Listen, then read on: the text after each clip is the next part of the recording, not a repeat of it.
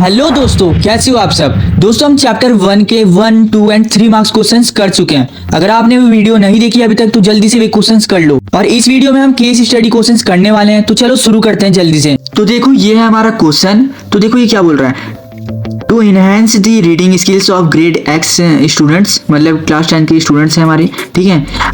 The school nominates you and two of your friends to set up a class library, ठीक है।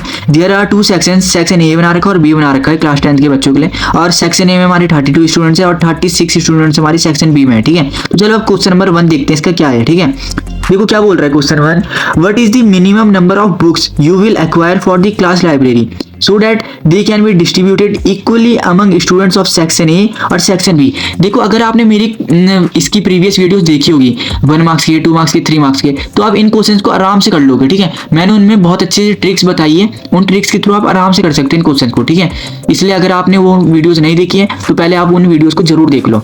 तो देखो यहाँ पे एक वर्ड यूज हो रहा है मिनिमम, ठीक है, मिनिमम नंबर ऑफ बुक्स। तो यहाँ से हम आराम से समझ सकते हैं मिनिमम वर्ड जब यूज होता है तो हम क्या निकालते हैं, हम एलसीएम निकालते हैं, ठीक है। मैंने ट्रिक आपको बता रखी, मैंने सारे ऐसे वर्ड्स बता रखे हैं जिससे हमें पता चल सकता है एलसीएम कब लेना है, एचसीएफ कब लेना है, ठीक है। तो यहाँ पे मिनिमम नंबर ऑफ बुक्स की बात हो रही थी तो हमें क्या लेना पड़ेगा, यहाँ पे एलसीएम लेना पड़ेगा, ठीक है। तो देखो हमें इसमें एलसीएम लेना है बस सेक्शन ए के स्टूडेंट्स का और सेक्शन बी के स्टूडेंट्स का, ठीक है।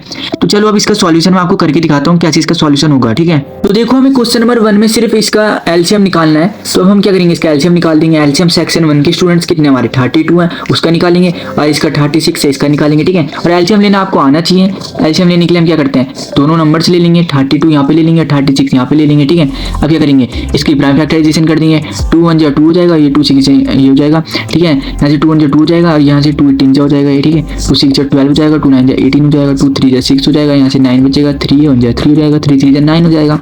ये देखो ये चीज़ें आपको आनी चाहिए, ठीक है, ये इजी है। अब इन नंबर्स को क्या कर देंगे, मल्टीप्लाई कर देंगे। मल्टीप्लाई करने के बाद जो भी आएगा वही हमारा एलसीएम होगा, ठीक है। तो यहाँ से हमारा इसको मल्टीप्लाई करेंगे, 2 2 जा 4, 4 2 जा 8, 8 3 जा 24 और 24 इंटू 3 कितना हो जाएगा हमारा 288 हो जाएगा ये।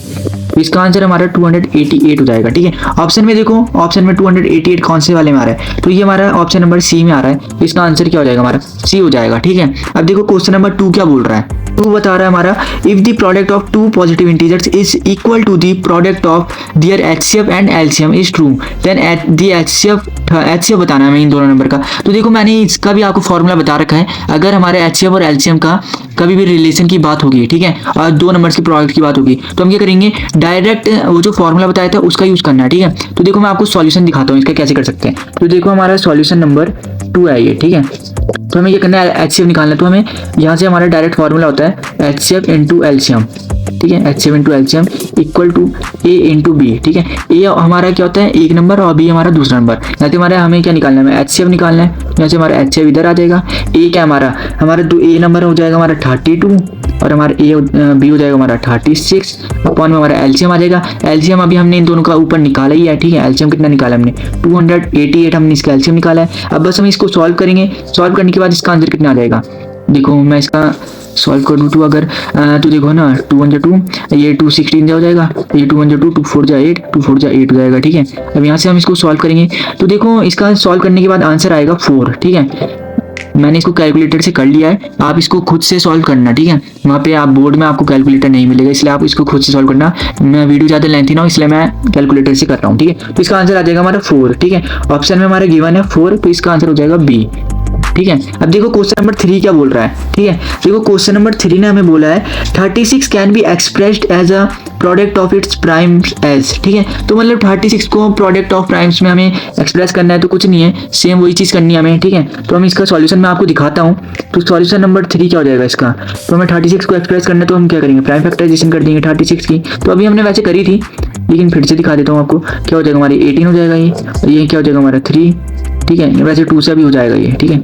2 9 जा हो जाएगा, ये 3 3 जा 9, 3 1 जा 3, यहाँ से क्या हो जाएगा 2 इंटू 2 इंटू 3 इंटू 3, ठीक है। ये इसका आंसर हो जाएगा। अब देखो ऑप्शन में हमें क्या क्या गिवन है, ऑप्शन में हमें ये गिवन है, ठीक है। हमें 2 की पावर इसको हम 2 लिख सकते हैं इंटू 3 की पावर हम 2 लिख सकते हैं, ठीक है। तो ऑप्शन नंबर ए इसका करेक्ट आंसर हो जाएगा, ठीक है।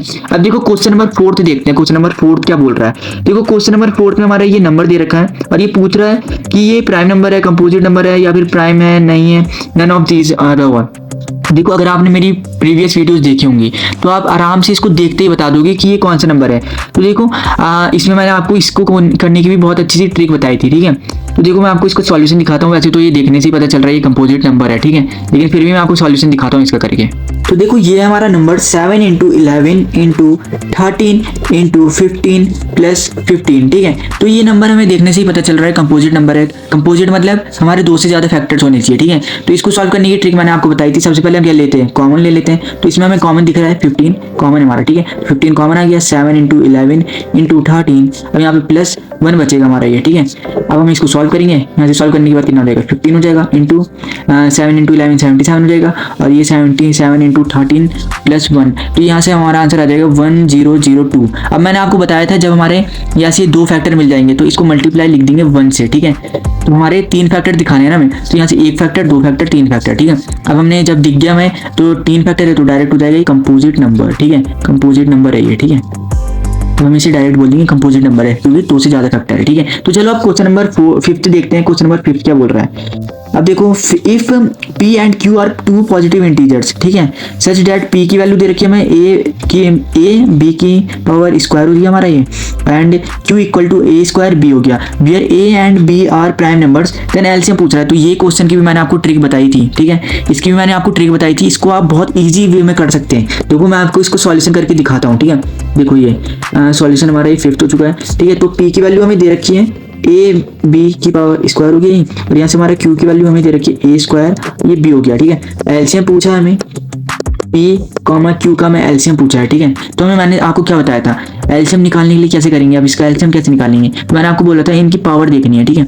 a की हाईएस्ट पावर क्या है हमारी, यहाँ पे 1 है, यहाँ पे 2 है, तो 2 पावर है तो हमें हाईएस्ट वाली ले लेनी है, ठीक है। हमेशा हमें हाईएस्ट वाली ही लेनी पड़ती है। अब b की हाईएस्ट क्या हमारी, ये भी 2 है, यहाँ से हमारा ये, तो बस इजीली देखो 1 सेकंड नहीं लगा आंसर निकालने के लिए, ठीक है। अगर आपने वीडियो देख ली ना मेरी प्रीवियस, तो आप आराम से इन ट्रिक्स के थ्रू आप आराम से कर सकते हो। तो यही हमारा आंसर हो चुका है, ठीक है। तो ये हमारा ऑप्शन नंबर बी है इसका आंसर, ठीक है। हाँ ये बी है इसका आंसर, ठीक है। तो ये हो चुका है। तो चलो अब दूसरा केस स्टडी का दूसरा क्वेश्चन देखते हैं। इसमें तो हमारी यही 5 क्वेश्चन थे। आई होप आपको ये समझ में आया होगा। अब दूसरा क्वेश्चन देखते हैं। चलो देखो हमारा क्वेश्चन नंबर 2 क्या बोल रहा है। अब मैथमेटिक्स एग्जीबिशन हो रहा है हमारा, ठीक है। उसको कंडक्ट करा है स्कूल में। One of your friends is making a model, ठीक है, ऑफ अ फैक्टर ट्री, एक फैक्टर ट्री बना रहा है, ठीक है। He has some difficulty and ask for your help in completing a quiz for the audience, sorry. हाँ तो ये फैक्टर ट्री हमें दे रखा है। ये आप डायग्राम देख सकते हैं इसका। यहाँ पे x दे रखा है, y दे रखा है और z दे रखा है, ठीक है। तो हमें बस इन्हीं की वैल्यू निकालने के लिए बोला है, ठीक है। x का हमें फैक्टर दे रखा है 5 और 2783, और यहाँ से हमारा 2783 को हमने उसमें तोड़ दिया y × 253, ठीक है। तो अब हमें क्या करना है, यहाँ से x, y और z की वैल्यू निकालनी है। यहीं पे हमारी यही चीज़ें पूछी है। फर्स्ट क्वेश्चन में x की वैल्यू पूछी है, सेकंड में y की, और थर्ड क्वेश्चन में z की वैल्यू पूछी है, ठीक है। तो आप ये देख सकते हैं। अब हमें क्या करना है, इसकी वैल्यूज निकालनी है। तो अब देखो मैं सॉल्यूशन दिखाता हूँ आपको। फर्स्ट क्वेश्चन को कैसे सॉल्व कर सकते हैं, ठीक है। तो देखो उसमें क्या बोला है, यहाँ से x दे रखा है ये, और x को क्या करा उसने, ये तोड़ दिया, यहाँ से 5 आ गया और ये आ गया यहाँ से 2783। अब ये दोनों जो है ये x के फैक्टर है। तो फैक्टर होने का मतलब क्या है, जो x है वो इन दोनों की मल्टीप्लीकेशन से ही तो बना हुआ है। इतना तो आप समझ सकते हो ना। ये तो आपको समझ में आ ही रहा होगा कि ये जो है इसके फैक्टर है तो इसकी मल्टीप्लिकेशन से रखा होगा। तो यहाँ से हमारी x की वैल्यू निकल जाएगी, इन दोनों का आपस में हम मल्टीप्लाई करेंगे। यहाँ से क्या हो जाएगा हमारी इन दोनों की वैल्यू, x की वैल्यू हमारी आ जाएगी। तो देखो इन दोनों को मल्टीप्लाई करने के बाद हमारा आंसर आ रहा है 13915, ठीक है। ये हमारा आ जाएगा और ये हमारा ऑप्शन नंबर बी है, ठीक है। आप इसको मल्टीप्लाई कर लेना, मैंने कैलकुलेटर से कर लिया है, ठीक है। तो देखो अब हमें सॉल्यूशन जो क्वेश्चन नंबर 2 है ना उसमें y की वैल्यू निकालने के लिए बोल रहा है, ठीक है। तो y की वैल्यू कैसे निकलेगी, अब उसमें बोला था 2783 जो हमारा वो y है, और यहाँ से हमारा 253 है, ठीक है। तो मतलब क्या है, वही अभी करा था हमने, ठीक है। यहाँ से 2783 के फैक्टर्स क्या क्या हमारे y × 253, ठीक है। तो हमारी y की वैल्यू कैसे निकलेगी, y की वैल्यू कैसे निकलेगी, यहाँ से 2783 को हम डिवाइड कर देंगे 253 से, ठीक है। तो जब हम इसको डिवाइड करेंगे आपस में तो इसकी वैल्यू कितनी आएगी हमारी, इसकी वैल्यू आ जाएगी हमारी 11 आ जाएगी, ठीक है। मैंने कैलकुलेटर से सॉल्व कर लिया, इसकी वैल्यू हमारी 11 आ गई है। आप इसको सॉल्व करके देख लेना, 11 ही आएगी इसकी वैल्यू, ठीक है। तो हम सॉल्यूशन 3 देखते हैं। देखो क्वेश्चन नंबर 3 में हमसे क्या z की वैल्यू पूछ रहा था, ठीक है। तो z की वैल्यू हम कैसे निकालेंगे, ठीक है। z की वैल्यू के लिए उसने बोला था 253 जो है हमारा वो क्या हमारा यहाँ से 11 की 1 है, और यहाँ से z की वैल्यू तो वही चीज़ कर लेंगे 253 = 11 × z। ठीक है, क्योंकि क्या है ये 253 के दोनों फैक्टर्स है ना, तो ये फैक्टर्स मतलब मल्टीप्लाई हो गए आपस में। तो यहाँ से हमारी जेड की वैल्यू कैसे आ जाएगी, यहाँ से 253 डिवाइडेड बाई 11। ठीक है, जब हम इसको सॉल्व करेंगे यहाँ से हमारी 23 इसका आंसर आ जाएगा। तो हमने तीनों की वैल्यूज निकाल दी है। ठीक है, अब क्वेश्चन नंबर 4 में वो क्या बोल रहा है, according to fundamental theorem of arithmetic, ठीक है 13915 ईजा। तो वो पूछ रहा है प्राइम नंबर है, कंपोजिट नंबर है, क्या है वो।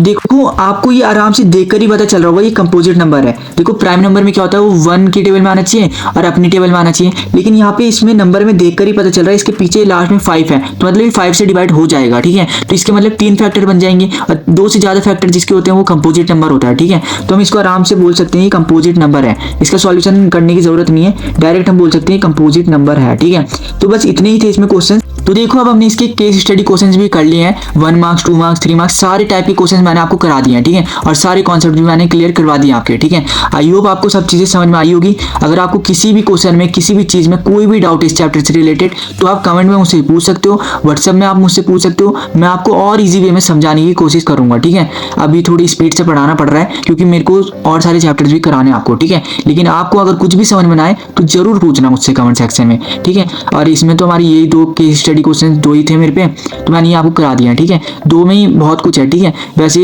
इसी टाइप के क्वेश्चन आते हैं और कुछ नहीं आता है। ठीक है, अगर आपको वीडियो अच्छी लगी है तो लाइक जरूर करना और चैनल को सब्सक्राइब करना और आने वाली वीडियोस में जरूर ध्यान देना। ठीक है, अब हम नेक्स्ट वीडियो में पॉलिनोमियल पढ़ेंगे और उसके सारे क्वेश्चन करेंगे। ठीक है, ऐसे ही करके हम सारे चैप्टर्स कवर कर लेंगे। ठीक है, तो थैंक यू, आज के लिए इतना ही।